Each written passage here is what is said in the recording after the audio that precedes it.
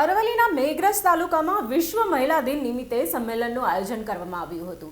સાંસદ શોભનાબેન બેરૈયાની અધ્યક્ષતામાં સંમેલનનું આયોજન હતું, ત્યારે વડાપ્રધાન મહિલાઓને પ્રાધાન્ય આપ્યું, એટલે આજે મહિલાઓ આટલી હરોળમાં આગળ જોવા મળી રહી છે।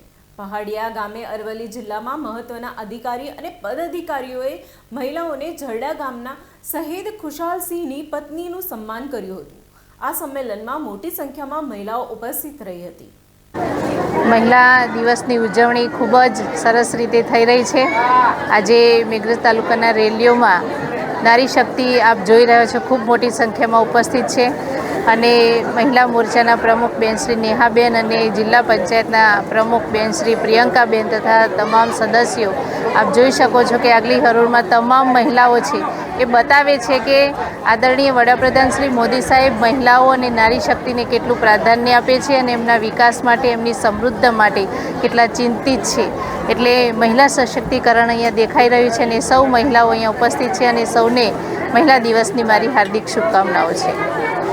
જિલ્લા પંચાયત પ્રમુખ કો, સાંસદ કો, જિલ્લા કલેક્ટર, જિલ્લા પોલીસ વડાથી લઈ તમામ ક્ષેત્રમાં શું કહેશો? અહીંયા અરવલ્લી જિલ્લામાં મહિલા એમ્પાવરમેન્ટ દેખાઈ રહ્યું છે અને પોલીસથી માંડી અને જજ સુધી મહિલાઓ પ્રતિનિધિત્વ કરી રહી છે। એમાં એસપી હોય, કલેક્ટર હોય, પ્રમુખ હોય કે જજ હોય, તમામ ક્ષેત્રે મહિલાઓ આજે મહિલાઓ આગળ આવી રહી છે।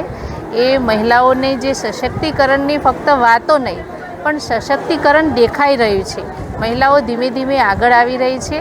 રાજકીય ક્ષેત્રે અને ઔદ્યોગિક ક્ષેત્રે પણ મહિલાઓ પોતાનું સ્થાન ધરાવી રહી છે।